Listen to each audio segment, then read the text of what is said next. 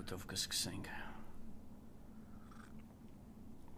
Ահագին խոսալու բաներ կա մեր երկրի վիճակից։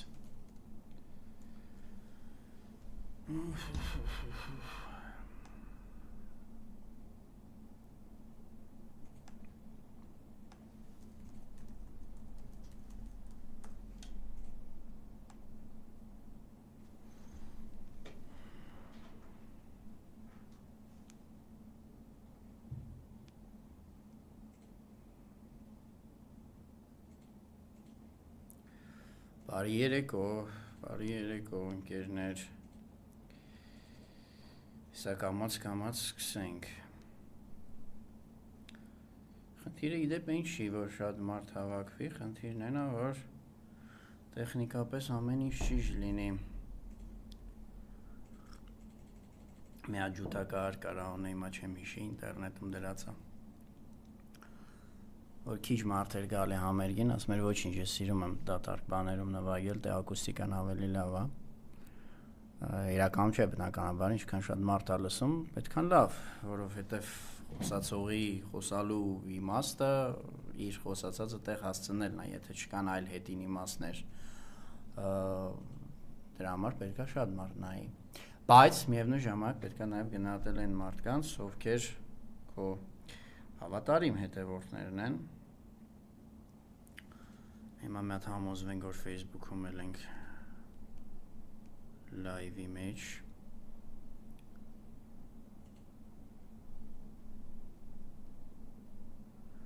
որ մենք Facebook-ում live-ի մեջ ենք, թե չէ, ոնց որ չէ, հա,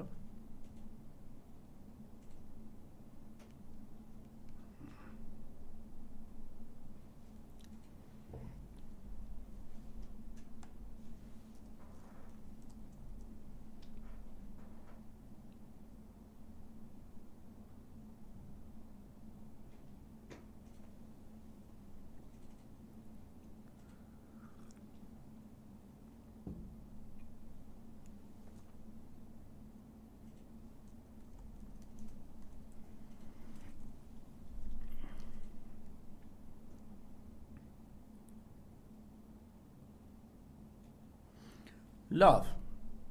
սկսենք, մի հետաքրքիր բան, ես Facebook ասացի հիշեցի,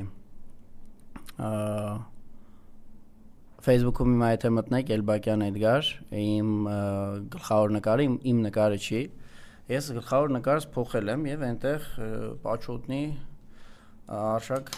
արքեպիսկոպոս Սրբազանի նկարն է, դա իմ ինչպես քաղաքացիական, այդպես էլ որպես առաքելական եկեղեցու հոտի անդամի դիրքորոշումն է, երկար բարակ եթե խոսենք, երկար բարակ ենք խոսելու, իսկ դրան դեռ կանրադառնանք եկեղեցու թեմային, բայց սենց մի խնդիր կա, ինձ սրտացավ մի մարդ, իրոք սրտացավ, այսինքն վատ իմաստով չեմ ասում, չեմ հեգնում, իրոք սրտացավ մարդ էր, ասեց, բայց ոնց ձևակերպես, մոտավորապես ասած էր, հիմա բառացի չեմ հիշի, կարող եմ մտնեմ նայեմ, բայց մոտավոր ասելիքի իմաստը ոնց որ այն էր, որ դե ոնց հասկանում եմ դու վստահում ես Արշակ Սրբազանին, անմեղությանը բան եւ այլն, բայց այ օրինակ եթե ինքը մեղավոր լիներ դու կներեիր թե ինչ-որ սենց մի բան էր էլի միտքը էս էր ես ոնց ասեմ հարցի իմաստը հասկացա բայց այդ հարցի իմաստը այնքան ցավալի է իմ համար որովհետեւ ես ով եմ որ պիտի ներեմ մենք երբեմն խոսում ենք ինչ-որ բաների մասին երևույթների որ չենք էլ հասկանում դրան ճիշտ մոտեցումը որն է մարդը շատ հանգիստ կարա վեր կենա ասի ես դեմ եմ դատապարտում եմ ով սենց է արել ով նենց է արել հա լավ հասկացանք բայց դու ով ես եւ այս դեպքում ինձնից սկսենք օրինակ ես ով եմ որ կամ պիտի ներեմ կամ պիտի չներեմ մեկն էլ ինձ ների ես խեմ ես պատմությունը պատմում ես ուզում եմ հետ գնալ մի խնդրի, որը կոչվում է եսակենտրոնություն, որը կոչվում է անհատապաշտություն, անհատակենտրոնություն ու մեր օրերում շատ տարածված է։ Մարդը, որը ինձ այդ հարցը տալիս է, որ բայց դու չգիտեմ կներեիր կամ կընդունեիր, այսինքն ինքը շատ ուրեմն մեծ կարծիքի է կամ իմ մասին առհասարակ, կամ իմ մասին որպես մոլորակի վրա գոյություն ունեցող մի քանի միլիարդ մարդկանցից մեկը, որ այդքան իմ կարծիքը, իմ ներելը կարևոր է։ Իսկ աշխարհը այդպես չի կառուցված։ Մեզ քաղաքական գործիչները ամբողջ աշխարհով մեկ փորձում են սիրաշահել, փշոփշո անել, որ մենք վերջն ենք, մենք ենք ամեն ինչ որոշում, բայց աշխարհում կանոններ գոյություն ունեն, եւ ամեն մարդ կարանի են, ինչի որ իշխանությունը ինքը ունի, ներելու իշխանություն, որ ամեն մեկին թվում է թե իրանք ունեն, մենք չունենք։ Ներելու իշխանություն ունի Աստված։ Բա ես դրա համար այս պատմությունը պատմեցի, որովհետև այսօր շատ քիչ մարդիկ են, որ իրանց տեղում են։ Իսկ դա բերում է այն վիճակին, որ եկեղեցին էլ իր տեղում չի։ Իսկ ավելի եկեղեցին տեղում այնպեսի ղեկավարությունը, որ չպիտի լիներ ղեկավարությունը, սխալ տեղում է, այդ նկատի ունեի։ Ու ամեն ինչը գալիս է այս անհատակենտրոնությունից, որ մարդը, էլ եմ ասում, չխորանանք այս մարդու բանի վրա ինքնության ով լինելով, բայց այդ մարդուն թվում է ռեալ թե ես ունեմ այդ իշխանությունը, հոգևոր, բարոյական, որ ասենք պիտի Արշակ Սրբազանին կամ որևէ մի այլ ուխտյալ հոգևորականի ներեմ կամ չներեմ, իսկական մեկն էլ ինձ ների։ Դրա համար, հա, Արշակ Սրբազանի նկարով էս բան ինձ կճանաչեք Facebook-ում, այդ նկարը սա, իսկ հետնանկարս կաթողիկոսի վեհապար Հայրապետի նկարն է։ Հիմա այսօր Հայաստանի դեֆակտո իշխանությունները մի հատ հերթական նենք քայլ արեցին։ Մի կոմպյուտերը դեմս ես տենում եմ։ Հրապարակել են իբր, տենեմ իրանք ոնց են ձևակերպել, Ղարաբաղյան հակամարտության կարգավորման բանակցային գործընթացի փաստաթղթեր։ Դե ինչ ասես չկա այս փաստաթղթերում։ Ասենք Վլադիմիր Կազիմիրովի միջնորդ դիվանագետ ռուս, կարծեմ ողորմացի կա արդեն։ Կազիմիրովի գրքից հատված, ըստ որում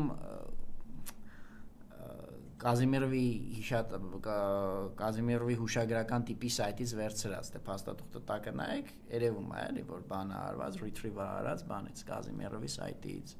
Այդ էլ փառք է, վերցրած որ հայկական ժամանակ թերթից,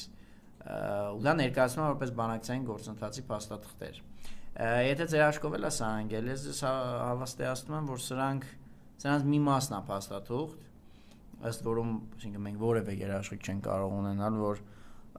ամբողջությամբ իրապատում, կարող մի էջը սկանջեն արել։ Բայց մի մասը հիշեցնում է փաստաթուղթ եւ համապատասխանում է այն կոնտեքստին, որով բանակցությունները ընթանում էին Ղարաբաղի։ Հիմա կգամ այդ կոնտեքստին։ Բայց մի մասը շատ հեռու է փաստաթուղթ կոչվելու այդ հարգարժան իրավունքից։ Ինչ են, ասենք նայած թե ինչ են իշխանությունները ուզում այս բանով հրամցնել, այս հրապարակումով։ Հետո արդեն անդրադառնանք թե իրականում այս փաստաթղթերը ինչ են ասում, ինչ բան ասում են, թե չեն ասում։ Երեք կիսաաննկատ անցավ դեկտեմբերի 1-ն էր, արդեն իսկ պիտի ասենք, որ երկու պատմական իրադարձություն տեղի են ունեցել այդ օրը, բայց մեկը ուրախ, մեկը տխուր։ 1989 թվականի դեկտեմբերի 1-ին 36 տարի առաջ տեղի ունեցել Հայաստանի եւ Արցախի իրավաբանական դե յուրե վերամիավորումը, այսինքն Հայաստանի դեռ խորհրդային Հայաստանի Գերագույն խորհուրդը եւ Ղարաբաղի ազգային խորհուրդը որպես միակ ներկայացուցչական օրինավոր մարմին, որտեղ հին մարմինները լուծարել էր սովետը։ Հրճակեցին Լղիմի եւ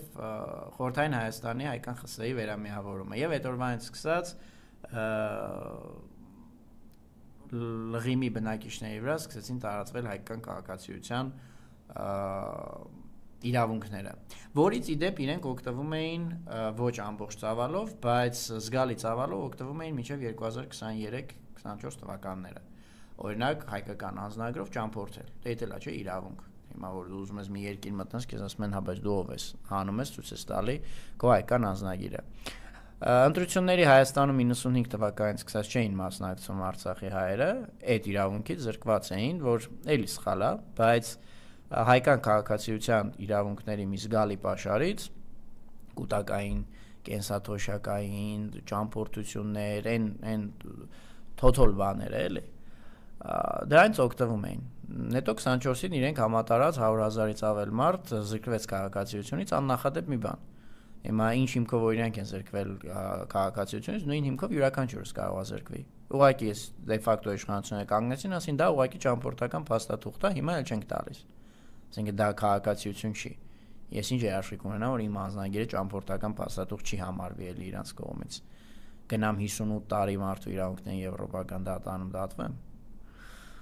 Հա։ Այս ուրախ առիթներ, որովհետև սա միավորման օրը մեր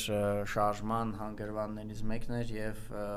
նաեւ խորհրդանշական իմաստ ուներ, շատ հասկանալի պատճառներ, որտեղ շարժումը միացման մասին էր, միացումը փաստացի տեղի ունեցավ պատերազմում մեր հաղթանակի շնորհիվ,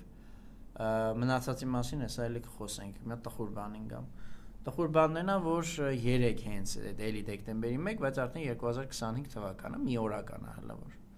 վերամիավորումը 36 օրական էր, սա մի օրական է։ Լուծարվեց իհարկե Մինսկի խումբը համանախագահության հետ միասին բնականաբար։ Իհարկե Մինսկի խումբը ստեղծվել էր որպես Ղարաբաղյան հարցով միջնորդական հարթակ,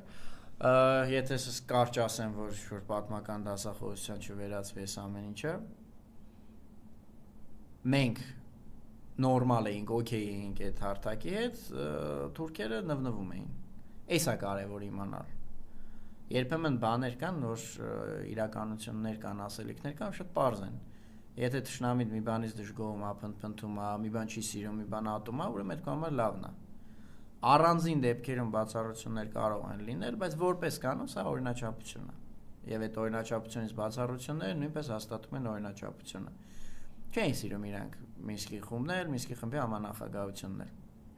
որտեղ համանախագահության անդամներ էին Ռուսաստանը, Ամերիկան, Ֆրանսիան, աշխարհի ջոջերը,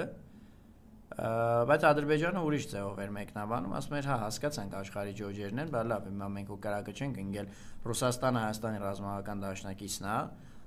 Ռուսաստանում միլիոնից ավել հայ է ապրում, Ֆրանսիայի հետ հայերը լավ են, Ֆրանսիայում էլ է մի քանի 100,000 հայ ապրում, Ամերիկայում էլ էլի կազմակերպված հայկական գաղութ կա, որ ընտրություններին շուտ դերակատարում ունենում են։ Հիմա բա մենք ինչ անենք։ Պարզ է, չէ, որ այդ 3 երկրի ղեկավարներն էլ այս կամ այն չափով կարող է ավելի թեքված լինեն դեպի Հայաստան։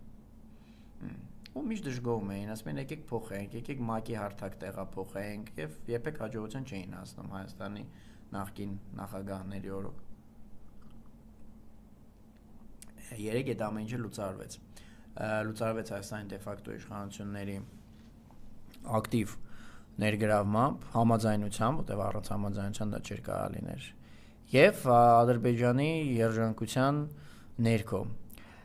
Ու այսօր հրապարակվեց այս ամեն ինչը, մինչև այս ամեն ինչը հրապարակվել է, ասվել էր, որ սրա մասին հրապարակում է լինելու։ Իսկ լագորներից մեկն էլ հարցի ասել էր, ինչ եք կարծում, պարոն Էլբակյան, ինչ կհրապարակվի, դες ինչ պիտի հրապարակվի, մեզ գոնե մասնագիտական համայնքից ծանոթ բաներ, առանձնապես այդտեղ եսի ինչ տերտերի գիտություն չկա էլի, պարզ է ինչա լինելու, մոտապես էդ էլ կա, պլյուս այդ բոնուսները, այդ թերթերից վերցրած պատառիկները, բաները, թերթերում այնքան կրասվորդ կարելի էր դնել դրա տեղը, ավելի օգտակար բան է։ Ես հիմա չեմ պատրաստվում այս ամեն ինչը կարդալ, մի պատճառով, որովհետև իրոք մեզ համար խնդրին ծանոթ մարդկանց համար այստեղ առանձնապես նորություն չկա։ Բնականաբար հիմա այսի որ կա զուտ հետաքրքիր է, ասենք որպես գիտնական նաև կարելի է դանլոդ անել, պահել, գիտական հոդված գրելուց վրան հղում տալ, բայց քաղաքական ասելիքի, պատմա-քաղաքական ասելիքի առումով այստեղ նոր բան չկա։ Այստեղ գրված է, որ Հայաստանը պետք է այսպես կոչված է նախկին 5 շրջանները ազատ էր, երկուսը պահեր, հանձներ էլի, երկուսը պահեր, Քարվաճարի ու Լաչինի շրջանները, այն սահմաններով, որ իրենք 88-ին եղել են։ Ղարաբաղը այդ ընթացքում միջանկյալ կարգավիճակ էր ստանում, արտոնություններ, կարար օտար պետություններից օգնություն ստանալ, այդ թվում պարզը Հայաստանից առաջին հերթին, այսինքն նաև օրինականացվելու էր Հայաստանի բանը աջակցությունը Ղարաբաղին, հա, էլ ոչ մի ասենք բրիտանական դեսպան չէր կարող կանգնել ասեր ինչի են Հայաստանից զորակոչիկներ գնում Ղարաբաղ։ Այդ Ղարաբաղի սաղ մարմինների բաններ ճանաչվելու, օրինականությունը, բան եւ այլն։ Եվ դրա դիմաց պիտի որ հանրաքվե լիներ։ Հիմա այս խտերով եթե նայեք, հանրաքվեի ժամկետ առանձնապես այստեղ չի նշмарվում եւ նաեւ դա է պատճառը, որ հայկական կողմի ամբողջությամբ սրտովել չէր դա, օրինակ այստեղ չգիտեմ սա խի են դրել, սա ի վնաս իրենց է խոսում,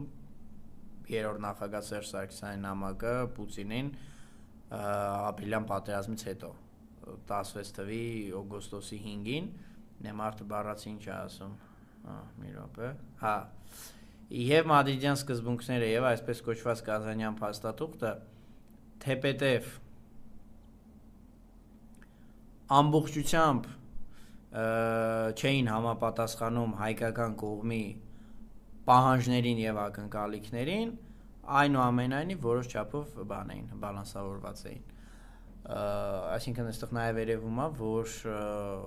մենք մի բան էլ հասկացնում ենք, որ հələ մենք ավելին ենք պահանջում, ավելին ենք ակնկալում եւ այլն։ Այդ էր նաեւ միակ խոչընդոտը մեզ համար, բայց մենք չէինք բանակցությունները տապալում, բանակցությունները տապալում էր Ադրբեջանը։ Եվ Ալիևի հայտնի խոստովանությունը կա 16 թվականի աշնանը, որ ինձ ստիպում են ճանաչել Ղարաբաղի անկախությունը։ Հիմա լավ, կասեք, ես հասկացանք, փասախի են դրել։ Սա դրել են զուտ նրա համար, որ ասեն, տեսեք, իրանք շրջանները պատրաստվում էին հանձնել, հանրաքվեի մասին բան չկա գրած, էլ ինչ են ուզում ասել։ Եվ հետևաբար, եթե մեզ մեղադրում են, որ մենք տապալել ենք բանակցային process-ը, ուրեմն իրանք նկատի ունեն, որ մենք պետք է շրջանները տայինք առանց հանրաքվեի խոստման։ Մոտապես էս է ասածները։ Ընդ նույնիսկ մեկը տեսա գրել էր, ասում է, մեզ մեղադրում են, որ պատերազմը ոչ թե Հադրութում է սկսել, այլ Ջաբրայիլում։ Հա, որ Ջաբրայիլում սկսեց ձեր օրոքին ճոքոտ։ Այդ Ջաբրայիլի իմաստը այն էր, որ եթե Ջաբրայիլում սկսեր պատերազմը,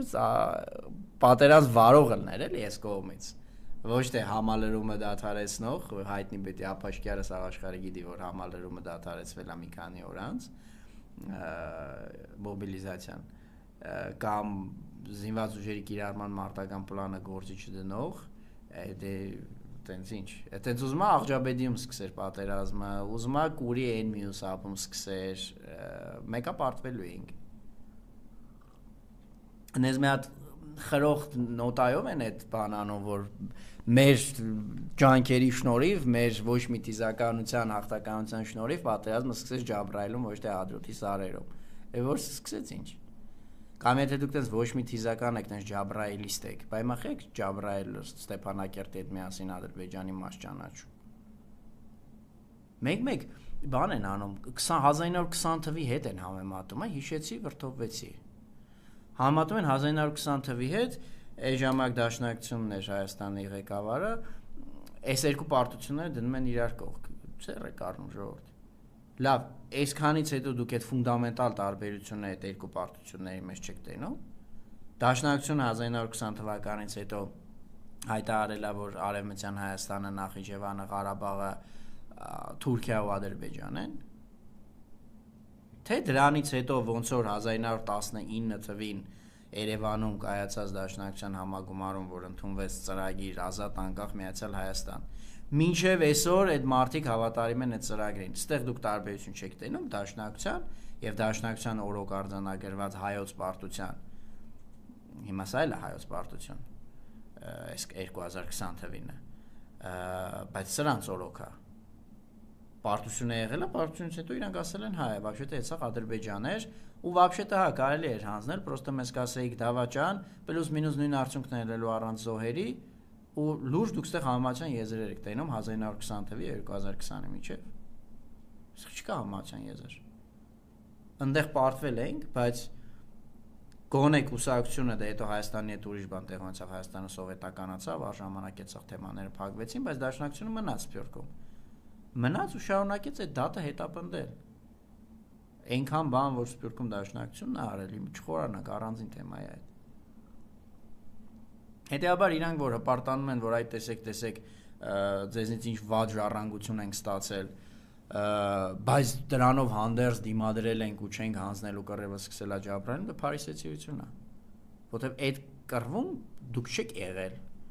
Այդ կռվում եղել է բանակը, եղել է հայ ժողովուրդը, հայ ազգը, աշխարհասփյուռ, ով ինչ կարեցել արել է։ Բանակը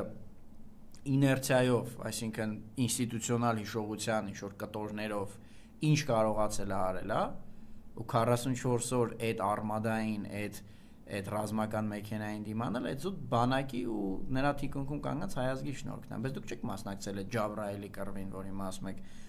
մեր շնորհիվ պատերազմը սկսեց Ջաբրայելում։ Պատերազմը вообще չպետք է սկսեր։ Իսկ սկսվելու դեպքում պետքա իշխանությունները մասնակցեին դրան։ Հիմա այս բանակցային փաթեթի հետ կապված ամենա պրոբլեմատիկ բանը վերլուծական տեսանկյունից, որ մեր ժողովրդին խաբում են, այս ժողովուրդը պարտավոր չի տասնյակ հատորներ կարդա ամեն թեմայի մասին, որ իրան չխաբեն, պետք է մարդիկ լինեն, որ ասեն Ժորժ ջան, ձեզ խաբում են, էսա ճշմարտությունը։ Հիմա այս բանակցային գործընթացի հետ կապված ճշմարտությունը այն է, որ այս սաղ փաստաթղթերը ոչ մի բան են մեծ հաշվով առանձին sense որ հիմա էկրանից բացած է, ասենք 14 թվի, եսին որ թվի, սրանք առանձին վերցրած ոչինչ են։ Կարևոր են ոչ թե իրանք առանձին, այլ կարևոր է դինամիկան։ Մենք որտեղից ուր ենք հասել։ Ու այստեղ է որ սրանց երեսը պարզ է ալնում։ Մենք 1988 թվականից Ղարաբաղ չունենալուց հասել ենք մինչև 1994 թվական Ղարաբաղ ունենալ, Էտել են Ղարաբաղը չէր որ սրանք հանձնեցին 20 թվի դրությամբ։ Ավերված մի հատ Ստեփանակերտը մտնում էր, Աղդամը ավելի կանգուն էր, քան Ստեփանակերտը։ Որտեվ Աղդամին մենք չէինք խփել այդքան հեռահար, իսկ իրանք Ստեփանակերտը մաղել էին։ Այդ Ղարաբաղ ենք մենք ունեցել 94-ին, բայց 88-ին չունեինք։ Հետո սկսել ենք դա կառուցել, ունեցել ենք արդեն այն վերջի պայծառագույն Ղարաբաղը, որ տեսել եք, որը հանձնել են, իսկ բանակցայինում, այս էլ է շատ կարևոր, բանակցայինում բաների մասին խոսացեք 90-ականների բաները դրեք, 90-ականների թղթերը չեք դնում,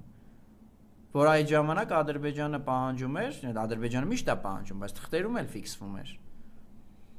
ադրբեջանցիների վերադարձ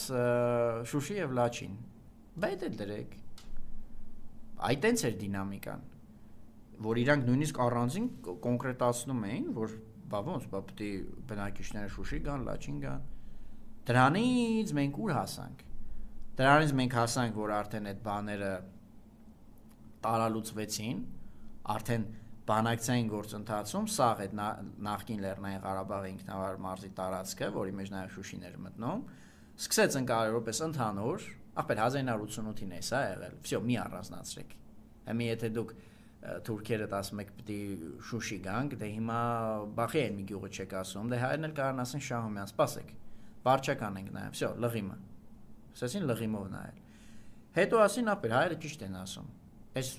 մարդկանց ցամաքային կապ է պետք, որովհետև այս մարդկանց ցավը,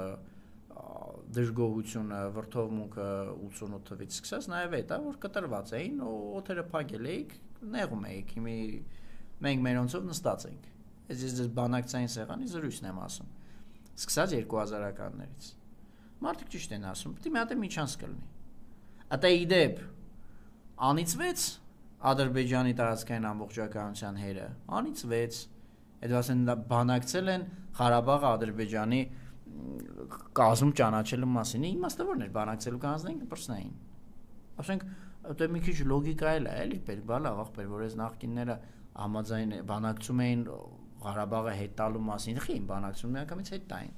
Ուրեմն բանակցում էին, որ ստանային մի բան, որը չունեինք, չէ՞։ Կամ համարում էինք, որ չունեինք։ Հիմա այն պայծ սկսած 2000-ականներից նույն Մադրիդյանով, երբ որ Միչանսկի թեման է առաջ եկել,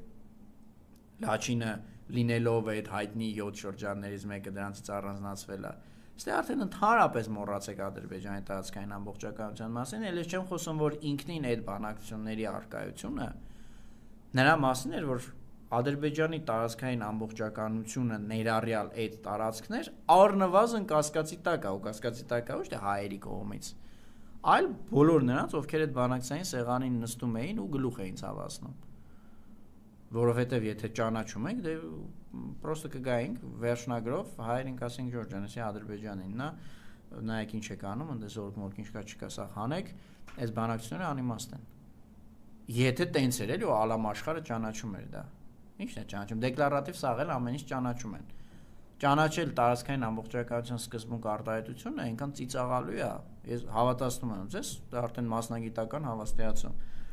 Ոնց որ ես ասեմ, ես ճանաչում եմ Հայաստանի բոլոր քաղաքացիների մասնավոր սեփականության իրավունքը, բայց ես ով եմ ճանաչեմ, չճանաչեմ, այդ իրավունքը կա, անկախ իմ կամքից։ Նույնիսկ տարածքային ամբողջականության, ժողովուրդների ինքնորոշման իրավունքները միջազգային իրավունքում կան, անկախ պետությունների կամքից, ինչ-որ մեկը չի կարող ասի, ես ճանաչում եմ այդ իրավունքը։ Բոլորը ավտոմատ են ճանաչում, այլապես իրենք ուղղակի միջազգային կյանքի մաս չեն։ Գործնականում էլ չեն կարող չճանաչեն։ Դա պիտի Չինգիզ խանը լինես։ Ներօրյա։ Իրականում երբ ասում են ճանաչել տարածքային ամբողջականությունը, ամենակարևորը հենց այդ է, բայց որ սահմաններով։ Հիմա ես ճանաչում եմ ձեր բոլորիդ, ով հիմա ինձ նայում է։ Շնորհակալություն։ Ես բոլորի սեփականության իրավունքը ճանաչում եմ, բայց օրինակ ոչ այս բաժակը մեջը։ Չեմ ճանաչում։ Այս բաժակը պատկանում է, խնդրեմ, Հայկական նախագիծ կազմակերպությանը։ Եթե դուք գաք ասեք դու ճանաչում ես, չէ՞ իմ սեփականության իրավունքը, հա, կասեմ։ Կասես դες բաժակը տուր, կասեմ չէ, ճանաչում եմ, բայց այս բաժակը դրա մեջ չի։ Հիմա բոլորը ովքեր նստում էին այդ բանակցային սեղանին, Ամերիկան, Ֆրանսիան, Ռուսաստանն ներառյալ, իրենք ավտոմատ էին ճանաչում, որ չախպեր, այս տարածքը առնվազն վիճելի է։ Սա միանշանակ Ադրբեջան չի, միանշանակ Ադրբեջանը ուղղակի դուրը փակին գնանք տներով։ Հա։ Հետ գանք դինամիկային։ Ուրեմն այդ որ Ղարաբաղը ընդհանրապես գետնի վրա մերը չէր 80 թվից։ Մենք եկանք նրան, որ մերն է 6 տարվա ընթացքում։ Հետո որ իրանք Շուշի, Լաչին, sense կոնկրետ նշում էին, ու եթե այդպես թողնեինք այդ նախադեպ դառնալը, կբռնեին Ղարաբաղի սա գյուղերի անունները կգրեին։ Ասենք կգրեին, որ Ադրբեջանցիների վերադարձ մոշխմատ։ Ինչ տաբեցում, որ ընդ չեն ապրել։ Վերադարձ տող, ընդ ապրել են։ Վերադարձ Տումի, ընդ չեն ապրել։ Տումի վերևը մի հատ Չոբան կարծեմ այդ յուղակ էր դրել։ Չոբանի վերադարձ յուղակ։ Բայց մենք դրա դեմը առանք 2000-ականներից այս լոգիկան սկսեց փոխվել, եկավ ել եմ ասում Լաչինի առանձնացում, միջև եկավ հասավ արդեն, որ չէ, մի հատ է քարվաճառ։ Ու նաև քարվաճառի հարցն էր, որ ճգնաժամի բերեց Տեր-Պետրոսյանի իշխանությանը, դա իհարկե նաև հարցերն էր, որ ընդհանրապես կարգավիճակի թեմա չկար, բայց քարվաճառը ընդհանրապես չէր հիշատակվում։ Հետո եկանք հասանք մինչև քարվաճառ։ Քոչարյանն ու Ալիև կրծերը հրաժեշտ տվեցին իրար նրա վրա, որ Ալիևն ասում էր, չէ, եկեք դուք ուղղակի 5 ռայոնը տվեք, հետո կպայմանավորվենք բանի ժամկետ։ Չէ, ասում էր կարծեմ ասում էր 5 ռայոն ու քարվաճառ կպայմանավորվենք բանը ժամկետը հանրաքվեի։ Մերոնք ասին շնորհակալություն ցտեսություն, իսկ Սերժ Սարգսյանի օրոք մենք արդեն քարվաճառում ճանապարհ ենք կառուցում։ Ովքեր որ Սերժ Սարգսյանին քիչ թե շատ ճանաչում են, պարտադիր չի անձնապես, թեկուզ նրան որպես հրապարակայնորեն հասանելի գործիչ, պետական գործիչ, պաշտոնաթող նախագահ եւ այլն, ներկայացնում են շատ ակտիվ շփվում ա մեդիայի հետ։ Պետք է որ նկատած լինեն, որ այդ մարդը ավանտյուրաների հետ սեր չունի։ Ինքը երբեք աշխարհով մեկ փող չէր հավաքի, ինքը չէր անձապահակում, Հայաստանի հիմնադրամն էր հավաքում, բայց ինքն էր չէ երկեղեկավարը ու դնի միտեղ, որը ինքը երաշխիք չուներ, որ դա ինչ-որ ողջամտորեն երաշխավորված է, որ մերն է։ Այտենց բան չէր անի, ավանտյուրա։ Որտեւ ամեն ինչ պարզ էր, որովհետեւ թղթի վրա բանակցում էր էս, բայց այդտեղ կար նաև պայման, որ հա, Ադրբեջանը հենց ընդունեց նաև հանրաքվեի արդյունքներից, մինչև հանրաքվեն ու մինչև Ադրբեջանի կողմից դրա ճանաչումը Կարվաճարն էլ է մերը։ Հաշվարկն էլ էր, որ մեկ Ադրբեջանը դա չի ճանաչելու, զատո մենք ունենանք միջազգային հանրության կողմից ճանաչված լղիմ պլյուս լաչին պլյուս Կարվաճար։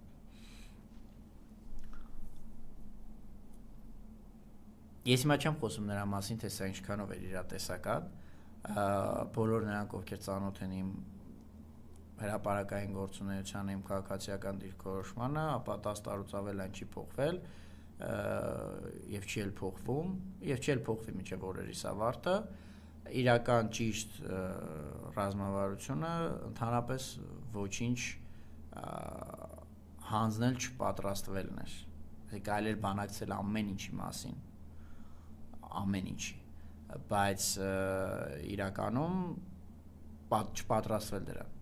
Բայց երկրորդ եւ երրորդ նախագահները իրենք դա չեն էլ թաքցնում, ուստեղ հեսա գալիս եմ հիմա այս իմ դիրքորոշումն էր, sense մի հատ գովազդային ինտեգրացիայի պես մտավ, նորից դուրս եկավ։ Հիմա ուղղակի վերլուծում ենք ինչ կա։ Այդ մարդիկ ոչ հիմա ոչ էլ նախագահ եղած ժամանակ չեն թաքցրել, որ իրանք այս տարբերակի կողմնակից են, յուղ չեն վառում, ջուր չեն ծեծում, ժամանակ չեն ձգում, իրականում եթե Ադրբեջանը համաձայնվի մեր կարմիր գծերը պահվի, այդ հանրաքվեն լինի, Ղարաբաղը միջազգայինորեն ճանաչվի, ջանդամ որ Ադրբեջանը չճանաչի, մեզ լավ է։ Նախկին, այսինքն այդ Լեռնային Ղարաբաղի ինքնավար պլյուս եւս երկու շրջան։ Հիմա սրանք հեսը մի հատ էլ կից հոդված է գրել, յանի միֆեր են կերել, ոչ մի միֆը չի կերտվել։ Ամենայն պատասխանությամբ եմ ձեզ հավատացնում, պնդումը, թե իբր նախկին իշխանությունները երկրի ներսում քարոզում էին ոչ մի թիզականություն, կեղծիք է։ Ես շատ կերազեի, որ քարոզեին եւ նաեւ կյանքի գոչեին, բայց նրանք դա չեն քարոզել։ Այս բանին է նման լեգենդար միֆեր կան, էլի, որ բանի գլխին խնձոր է հանգել, Նյուտոնի գլխին խնձոր է հանգել, դա չի ինգել։ Հիմա ես մեղավոր եմ, որ ինչ-որ մեկը այդ միֆը այնքան է լսել կյանքի ընթացքում, որ հավատում է, էլ մի բան էլ որ ճիշտն ես ասում, ասում է չէ, որ չէ, ընկելա դպրոցից դասատուն է ասել։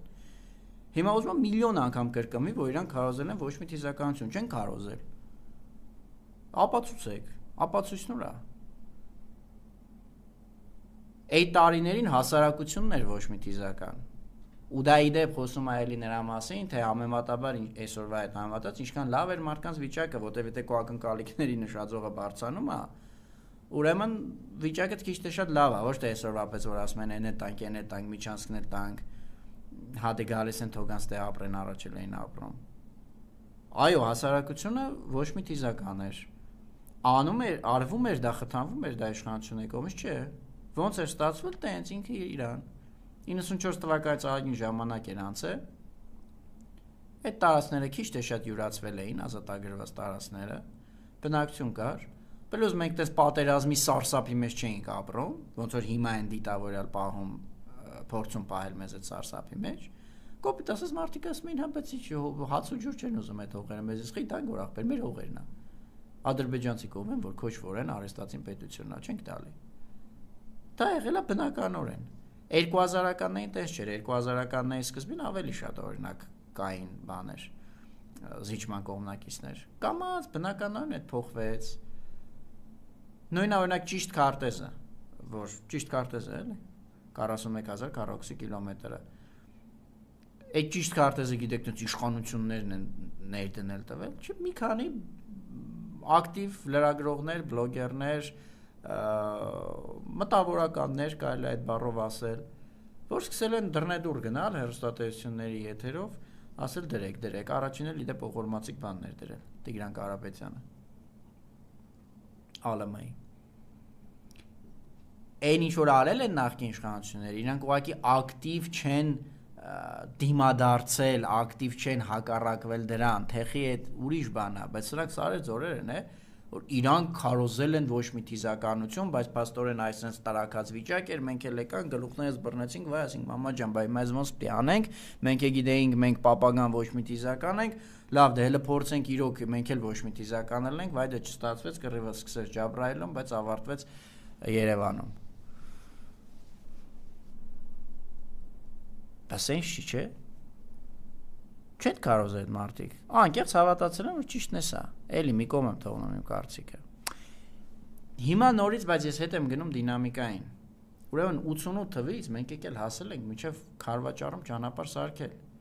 որի դեմ իսկի Ադրբեջանը այդքան վայնասուր չէր անում։ Քարվաճարը ճանապարհի դեմ վայնասուն ավելի շատ արել են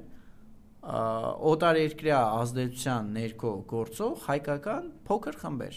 Հա, մեծ չէին, բայց կազմակերպված էին, ամենաշատը իրանք են վայնասուն արել եւ Հայաստանում եւ Ամերիկայում։ Ամերիկայում մարդիկ միտինգի էին դուրս գալի, ասում էին փող մի տվեք Հայաստան հիմնադրամին։ Որովհետև այդ ճամփից իրանք դրամբոնից ու սոտքից ոսկին են հանելու, լավ դուք պիղծ մարդիկ եք։ Լավ, դինամիկան տեսակ։ Հիմա գանք բազմաչարչար 5 շրջաններին, մնացող շրջաններին։ Ես մի բան եմ ուզում պատմել այդ 5 շրջանների հետ կապված։ Ես ուզում եմ, որ դուք հասկանաք այս մարդկանց լոգիկան, ու այս թղթերը ոնց էին ծնվում, ու խեմ ես ասում, որ առանձին վերցած այս թղթերը արժեք չունեն։ Արժեք ուներ դինամիկան, արժեք ուներ գետնի վրա եղած մեր ուժը,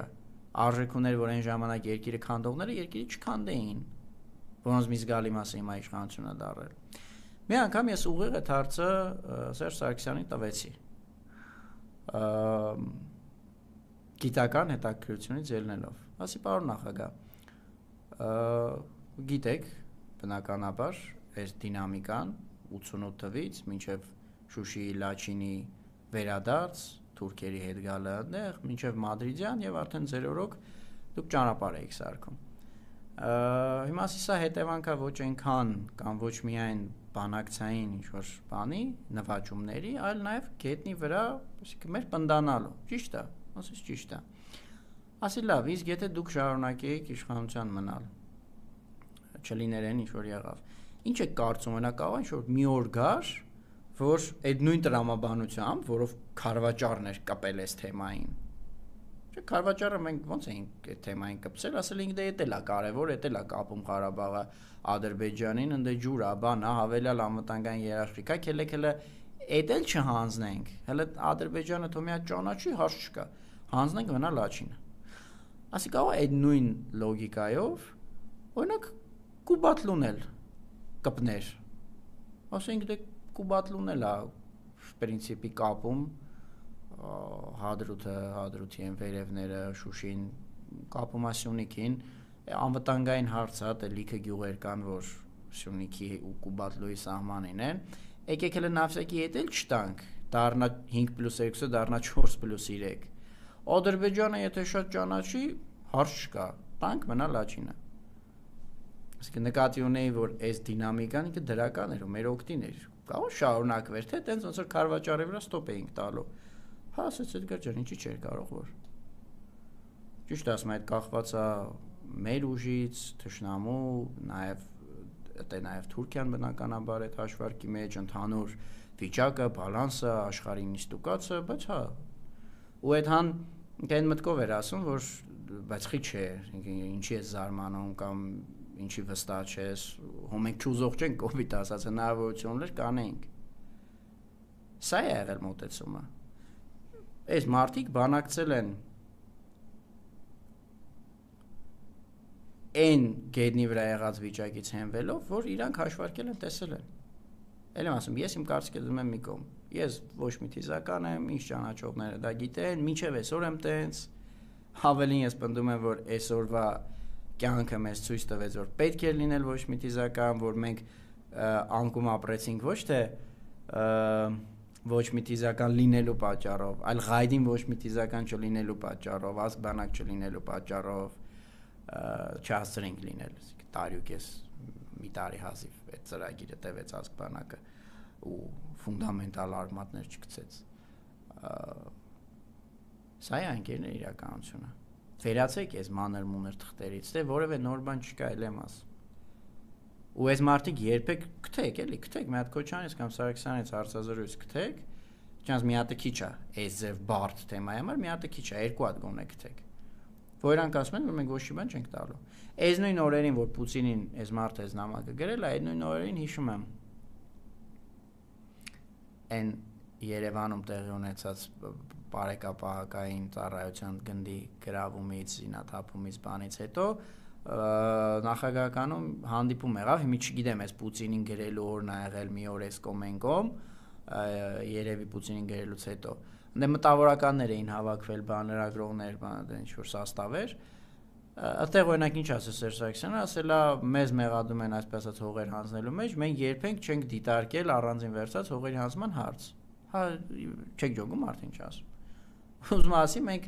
փաթեթային լուծման ենք գնում, մենք չենք գնում բանակցային սեղանի, ասում մենք եկել ենք հողերը հանձնելու։ Գնում մենք ասում ենք մենք եկել ենք փոխզիջումներով հարցը լուծելու, մենք ուզում ենք էս, դուք ենթադրաբար ուզում եք էս, մենք կարանք տանք էս, դուք կարաք տաք էս, մենք չենք կարա տանք էս, դուք կարաք տաք էս եւ այլն։ Շեշտել եմ, մտեք կարդացեք, էլի եմ ասում, չեք գտնի իրանցից մի հատ հարցազրույց, վկայություն, ղայդին էլի, որ հակառակ լինի այդ տրամաբանությանը։ Դրա համար երբ որ կանգնում ասում են ժողովրդին սնել են միֆերով, որ իրանց իշխանությունը վերարտադրվի, ախպեր իրանց իշխանությունը sense դրանից վերարտադրվում էր մինչև 18 թիվ։ Առանձնապես միֆերի կարիք չկար, հատկապես որ այդ մարդիկ այդ ձև գործիչներ չեն, այդ դուք եք հիմա միֆերով թուրքական Հայաստանի միֆով փորձում մարդկանց համոզել, որ ազգային ամեն ինչը որ բրախեք, հանգիստ, ապահով, փորներ հետ կուշտ կապրեք։ Այ դուք իշխանության վերարտադրման համար այո միֆեր կերտում եք։ Այդ մարդիկ ուշ սովետական շրջանի գործիչներ էին, ինչ միֆ, ինչ բան։ Կարենային միֆեր կերտեին, չեր լինեն ինչ որ եղավ։ Դրա համար Ժորժ ջան, այստեղ դինամիկան է կարևոր։ Եթե 2018 թվականը չլիներ, Սերժ Սարգսյանը, Հուր Հավիտյան, միևնույնն է, Ռոբերտ Քոչյանը նույնպես կշարունակեին մնալ իրենց կարծիքին, որ միակ ճիշտ տարբերակը է սա, բայց ամենակարևորը կարծիքը չի կարևոր, այլ այն, որ իրանց թողած պետական ժառանգության հիման վրա բանակ, որի զինվորներին ադրբեջանցիներ շմոն չէին անում, հիմա մամուլում լծրած է ինֆորմացիա դրա մասին։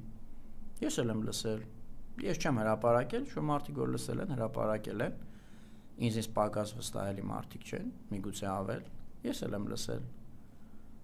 Շատ բան, որ սիրտներս մխկտում ա չենք ասում, որ ադրբեջանցին գալիս է բլինդաժի դուռը ծեծում ասում է ձեր յոլդաշի ինքնասպան ա եղեք, եք տեր եղեք ու թողնում հետագնում իրա դիրք։ Շատ բան, որ չենք ասում, չի նշանակում, որ չգիտենք կամ չկա կամ դա արժանի չի հիշատակման։ Այ այսօրվա ինչ վիճակի որ հասցել են բանակին, ես հատուկ չեմ ասում բանակի վիճակը, որտեղ որ ասում ես բանակի վիճակը, ոնց ասում ես են բանի Ղումարբաս Հակոբի վիճակը։ Դու նկատի ունես, որ Հակոբն է մեղավոր, որ տենց է։ Հիմա եթե ես ասեմ բանակի վիճակը, կստացի բանակն է մեղավոր ինքը այդ վիճակում, ոչ բանակը չի մեղավոր։ Դա բանակի վիճակն է, որին հասցրել են այս իշխանությունները։ Իսկ հիշեք այն ժամանակվա բանակը Ադրբեջանցին չէր գալի notification տալի, որ ձեր ընկերը ինքնասպան ա եղել, եկեք հավաքեք։ Մեր խրամատի մասին է խոսքը։ Թուրքը իր խրամատից գալիս է, մեր խրամատում էդի ծանուցում է։ Այ այդ պետական ժառանգության վրա այս աշխարհում ասում աշխարհը Սուլթան Սուլեյմանին չի մնացել, ոչ մեկին չի մնա։ Սերժ Սարգսյանի չէր մնալու Հուր Հավիտյանը պետական իշխանությունը, բայց իր թողած ժառանգությունը մնալու էր։ Նույնը Քոչարյանինը։ Կգար նոր սերունդ, թեկուզ եւ իրանց էլիտայի մեջից, այն շարունակական կգար ու իմ սիրելի Կուբատլուի թեման կբարձանար։ Այդ նոր սերունդը կասեր, բայց մի րոպե, մի հատ հիշենք էլի մեծերից ոնց է եղավ, այս քարվաճարն եկավ կպավ։ Հիմա չենք կարա այս նույն ձևով այս Կուբատլուն հələ դաժե մի հատ է զանգել աննել, որ կպցնենք օբշիկ հաշաթաղի շրջանի, ինչ ված կլինի որ։ Ասենք Ժորժ ջան, դե գալու են հասնեն Կապանի քթի տակ։ Գիտեք 90-ականներին մտնում էին Կապանից մարդ էին գողանում տանում էին։ Կապանցիներ պետք է որ հիշեք էլի այս պատմությունները։ Այս аэроպորտից քանի անգամ եղա аэроպորտի այդ բանի ԿՊՊ-ի վրա են հարձակվել, մտել են քաղաք Արվարձաններ, չենց Արվարձանը որն է փոքր քաղաք է Կապանը։ Մարդ են գողացել տարել են։ Այդ նույն ձևով կասեին մենք էլի պատրաստ ենք, հարց չկա Ժորժ ջան։ Հանձնենք, ինչ խնդիր կա, բայց եկեք ոչ թե 5+2, այլ ասենք 4+3, 3+4 եւ այդպես շարունակ։ Բայց սենց են փոքր երկրները քաղաքականություն բանանում վարում։ Իսրայելը, որ Իսրայելը ինքը իր տեսանկյունից, իր շահերի տեսանկյունից լուծել է, մինչև հիմա Գազայի հարցը չի լուծել։ Ու այս պորտաբույծ մտածողությունն է էլի, որ ասում են 94-ին մենք կրեցինք, պետք է ճանաչեին, պետք է կպցնեին, խի չեն տարել, 30 տարի, 26 տարի, լավ էլի աղբորպես, դուք ձեր ծնողների հետ տենց եք վերաբերվում։ Օրինակ, ինչ կանգնում ասում եք բանա, 2 սենյականոցա, խի 4 սենյականոց չի մեր տունը, խի պետք է ես հիմա թազատուն բան անեմ, առնեմ, կախ պիտի վաշես աշխատեմ։ Ասում եք տենց բան, նույն բանն է։ Բայց այդ մարդիկ առավելագույնն են արել։ Ղարաբաղի առաջի այդ հաղթական պատերազմի արդյունքը հրաշքի ժանրից էր։ Հրաշքի ժանրից էր։ 92 թվականին աշնանը սեպտեմբերին, որ մեր գործերը վատ էին, ամերիկացիք պետդեպը բան էր արել, հրավիրելու է հետևյալը, մենք ձեզ ասենք մի քանի շաբաթվա հարցը դա։ Ելնելու է հետևյալը, այն տարածքները, որ հլը մնացել է ձեր վերահսկողության տակ, մենք փորձելու ենք բանակցել բոլորով, ռուսների հետ, բան, որ այդտեղ ոնց որ ինչ-որ ինքնավարություն Ադրբեջանի կազմում։ Բայց ոչ այն 4440 կիլոմետրանոց լղիմում, այն ինչ-որ այդ ժամանակ հլը մեր վերահսկողության տակ էր։ Ասել էր դուք էլ իմացեք, գնացեք ձեր համայնքին ասեք, համայնքն է որ գերագնահատված ակնկալիքներ չունենա, հայը հայ, բայց դուք նաև մեր քաղաքացիներն եք, իրարից նեղանալ չլինի, իրար ճիշտ հասկանանք։ Անցել էր մի 3-4 ամիս մենք արդեն քարվաճառը վերցրել էինք, այդ նույն մարդիկ անցել էին այդ նույն մարդկանց, ասել էին դե գիտեք, ոնց որ ձեր գործերը լավ է գնում Ղարաբաղում։ Հիմա մարդիկ արել են անկարելին։ Մի հատ հենարան են ստեղծել, որի վրա արդեն դու կարաս աշխատես, չարչարվես, քարի վրա քարը դնես։ Ու տենց պորտաբույցի պես, սպառողի պես, ու մեր պետք է հաղթանակը, որ բան չարիք, չճանաչեցիք։ Ապա քեզ պետք չէր, մեզ պետք էր։ Հայերին պետք էր, դու կողմնոշի, դու հայ ես, թե հայ չես ասում, ու մեր պետք։ Երևի այդ մարդիկ նաև իրենց ծնողների հետ են տենց խոսում, էլի, ասում են, ումա պետք է ստունա, այ որ ընդամենը 2 սենյակ է։ Այս բոլոր խնդիրները ես մեկ-մեկ գալիս եմ այս արժեքաբանական դաշտ, որտեղ այս բոլոր խնդիրները խորքում արժեքային են։ Ու էլ եմ ասում, գալիս է անհատակ կենտրոնությունից, էգոիզմից, ծուլությունից։ Լավ, այսինքն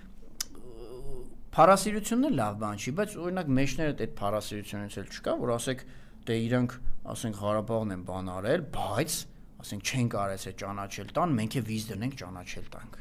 Դե իմ այս անցած գնացած բան եմ արդեն ասում, բայց խոսում եմ բաների մասին, որ հավերժական են։ Այդ նույն մտածողությունը հիմա էլ կա, այդ մարդիկ հոդս չեն ցնդել։ Ղարաբաղը հոդս ցնդեցրին ժամանակավոր, բայց այդ նույն պարազիտ մտածողությունը հիմա էլ կա։ Այսա ես կընդունեի։ Բա լավ, եթե պետք է սաղ այդ սերունդը աներ, այդ մարդիկ բան չեն, կենսաբանական էակներ են, ունեն ինչ-որ կյանքի տարիք, Աստված բոլորին երկար կյանք տա, ուժեր, բոլորն է սահմանափակես կյանքում, այսինքն եթե իրանք ամեն ինչ պետք է անեին, պատերազմում հաղթեին, էդի Ադրբեջանին այնպես մի հատ չոքացնեին, շատ կներեք, որ Ադրբեջանը էդի ճանաչեր, ասեր վաշը խալաթ եմ արա, ես որ գոյություն ունեմ որպես Ադրբեջան, հայեր ջան, կներեք, կոռուպցիա երկրում ելներ զրոյական, որ ձեր սիրտը հովանար, էլ ինչ ընդեղ ասեմ, բոլոր հայերը պետք է անվճար սովորեին աշխարհի բոլոր 10 համալսարաններում լավագույն, բա դուք ինչ պետք է անեիք, լավ, այդ իրանց պարտականությունն է, իրանք դա արեցին, բայց ձեր պարտականությունը, որն է այդ ամեն ինչ ուղղակի վայելել, կայֆավատել լինելը, բա այս մտածողությունից է գալի, որ երկիրը այս վիճակի է, որ հիմա սա դրել է այս թղթերը, կիսատ պռատ, ու ասում է, տեսեք, բանակցում էին Ադրբեջանի մազոխիստ էին, Ադրբեջանի կազմի մասին բանակցեին, բան կանեին, կա հանձնեին, զորքը կանեին, դե տակը բան չէր մնա, ոնց որ դու հանեցիր։ Հիշենք, որ քո սիրելի Հայաստանի այսօրվա դեֆակտո վարչապետի սիրելի Եվրոպայի արտաքին գործերի նախարար Բորելն է ասել, որ առաջի ղեկավարն է Հայաստանի, որ Ղարաբաղը ճանաչեց Ադրբեջանի կազմում։ Всё, վերջակ է, դե հելներ Բորելի դեմ բանաներ, հաթաթաթայր։ Ասեիր հո Բորել ջան, ես չես ասում, ես տես բան չեմ ասել։ Այս ոնց է Սերժ Սարգսյանը կարող է Պուտինին գրի ասի, հոպար բանա Մադրիդյան սկզբունքներն եւ այսպես կոչված Կազանյան փաստաթուղթը բնավ ամբողջությամբ չէին համապատասխանում հայկական կողմի պահանջներին եւ ակնկալիքներին սինխրոն թարգմանությունում անում։ Բա դու կանեիր ասեիր բորել, քո ասածը ընդհանրապես չի համապատասխանում իրականությանը։ Ես առաջինը չեմ, ես չորրորդն եմ, Լևոնից սկսած բոլորը համառորեն դրանով են զբաղվում։ Բայց այդ ընթացքում հասցնում են Ղարաբաղը ազատագրել,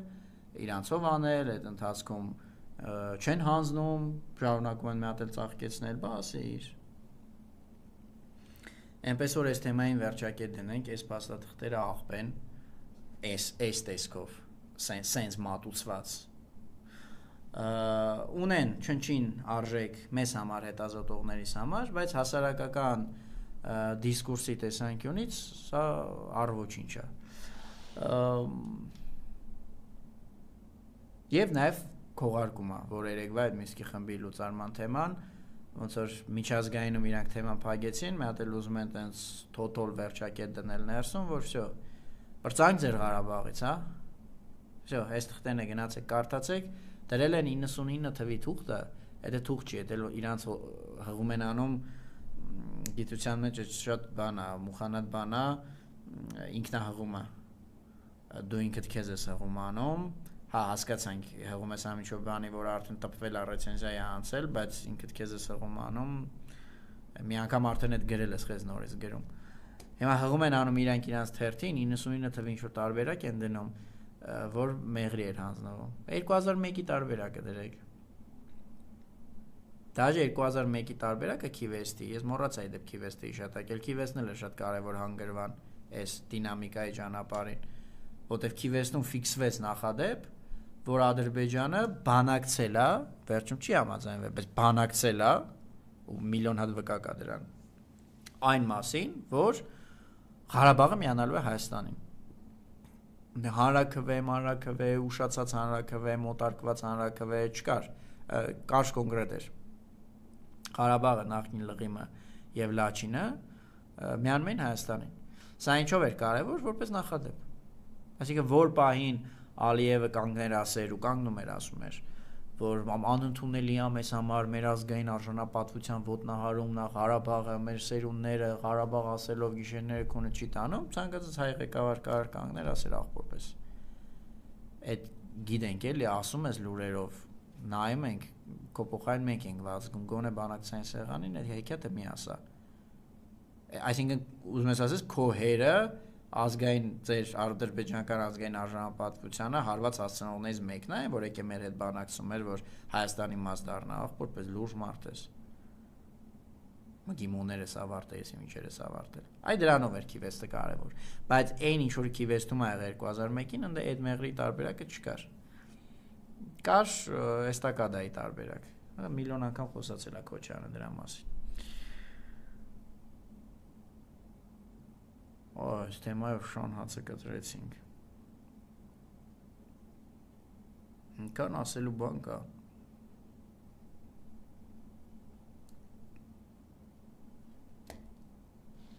Թեմաները շատ են։ Ամենակարևոր թեման դե իհարկե եկեղեցին է։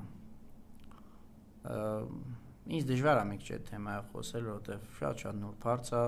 որովհետև ես եկեղեցու անդամ եմ, այդ կարգավիճակներ ունեմ, նաև Հայաստանի քաղաքացի եմ, դրանք իրար մոտ կարգավիճակներ են, բայց նույնական չեն լրիվ, նաև հայ մասնագետ եմ, էդ էլի հատվում են ընդհանուր առմամբ, բայց չեն նույնանում, ու դժվար է հասկանալ որ պրոֆիլով խոսած։ Դեկտեմբերի 10-ից 12-ը սպասվում է եպիսկոպոսած ժողով, որին ենթադրաբար կհաջորդի արդեն ազգային եկեղեցական մեծ ժողովը։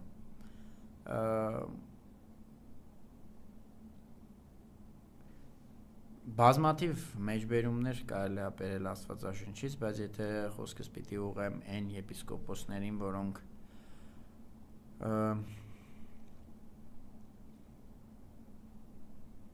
չեն մտնում կոպիտ ասած են 10-ի մեջ, ապա մի փոքր ինչ կաշկանված եմ զգում, որովհետև այդ մեջբերումները Աստվածաշնչային եկեղեցից լավ պիտի իմանան։ ինձ լավ պիտի իմանան հալածանքների մասին,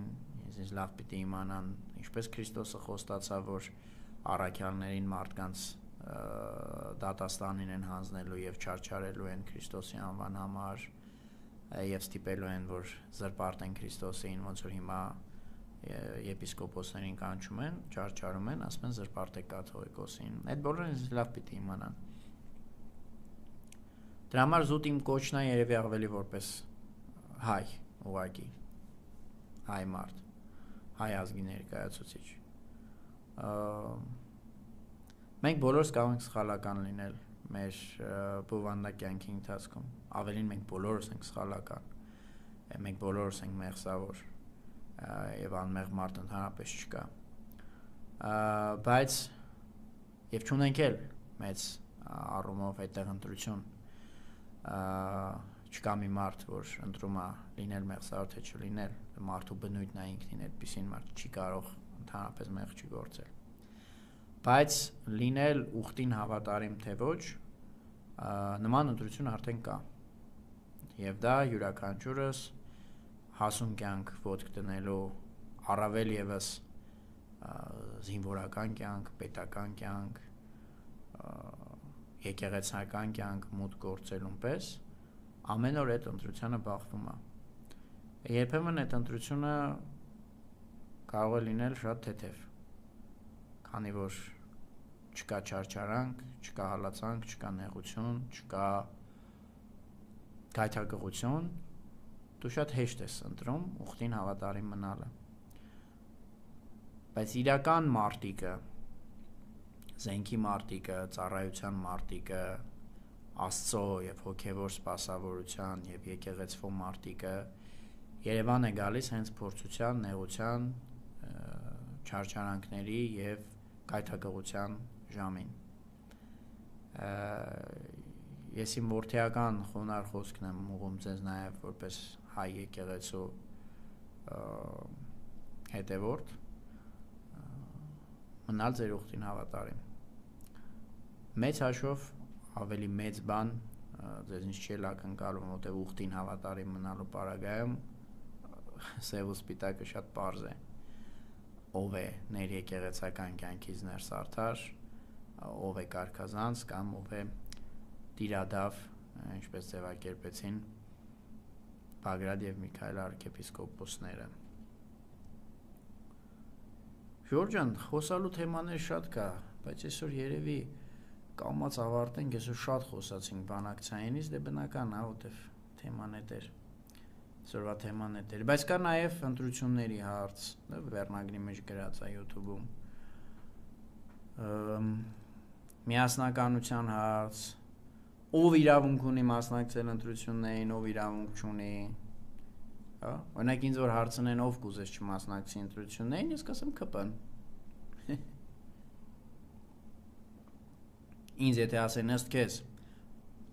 որ ուժը չպիտի մասնակցի ընտրություններին, որպեսզի մեր հաղթանակի շանսերը մեծանան, կասեմ ԿՊ-ն։ Մաթեմատիկորեն եւ պարզ տնտեսաբանությամբ դա է։ Որևէ այլ պատասխանը շատ կարող են լինել, բայց որևէ այլ պատասխան, որը վերլուծական, մաթեմատիկական, այսինքն քանակական հիմնավորումներ կունենա, ինձ հայտնի չի։ Չկա որևէ հիմնավորում, որը այլ պատասխանը կդարձնի ճշմարիտ։ Միակ պատասխանը ԿՊ-ն է։ ԿՊ-ն որ չմասնակցի, մեր հաղթելու շանսերը կմեծանան։ Բայց եկեք այս մասին խոսանք ձեր թույլտվությամբ ուրբաթ օրը, էլի այս նույն ժամերին, 10:30-11 հատվածում, դե ես կանա մինչև քոքում ես, մի քիչ ուշանում ենք։ Ուրբաթ խոսանք այս օրակարգից, գալիք ընտրություններ, ով մասնակցի, ով չմասնակցի, եկեղեցու շուրջ զարգացումներ կլինեն, իդեպ